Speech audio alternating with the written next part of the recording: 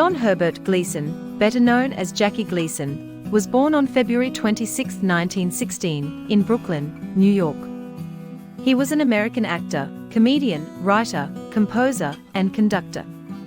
In 1925, at the young age of 8, his father left him, his siblings and his mother and never came back.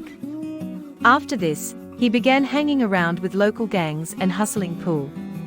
During high school, he was part of a class play.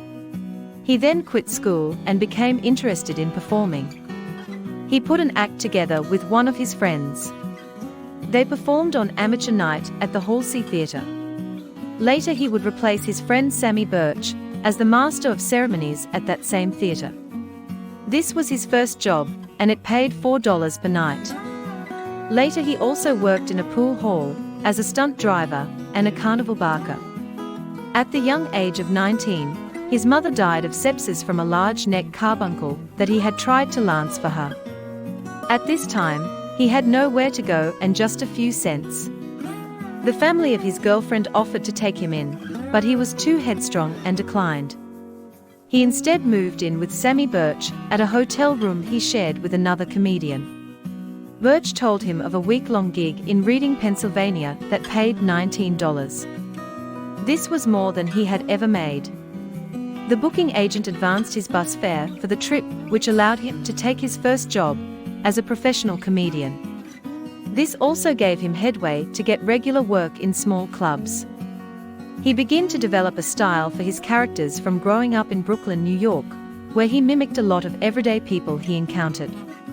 He had a brash visual and verbal style of comedy that was later used by his city bus driver Ralph Cramden character in the television series The Honeymooners.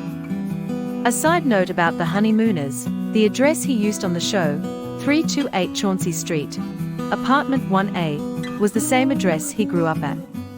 Also, The Honeymooners originated from a sketch he was developing with his show's writers. He began to work his way up to a job at New York's Club 18, where insulting its patrons was the order of the day. He greeted noted skater Sonia Henney by handing her an ice cube and saying, "Okay, now do something." It was here that Jack Warner first saw him, signing him to a film contract for $250 a week.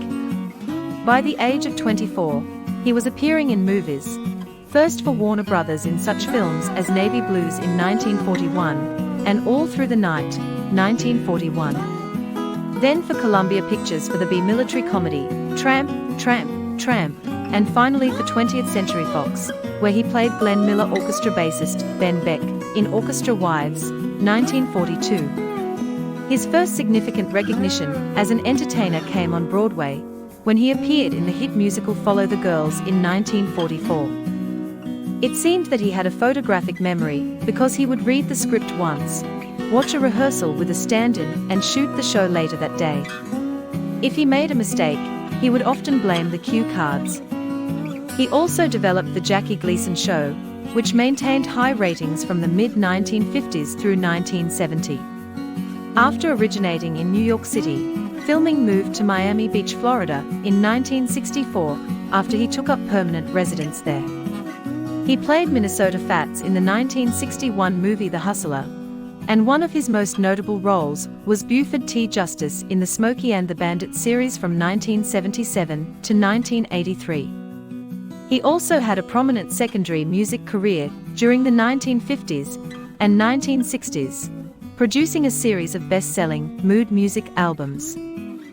His first album, Music for Lovers Only, still holds the record for the longest stay on the Billboard Top 10 charts at 153 weeks. And his first 10 albums sold over 1 million copies each.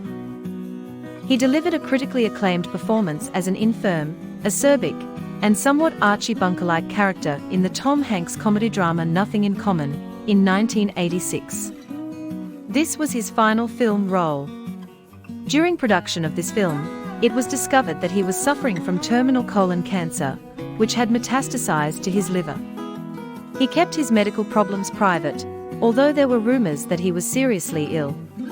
A year later, on June 24, 1987, he died at age 71 at his Florida home. Rest in peace, Jackie Gleason.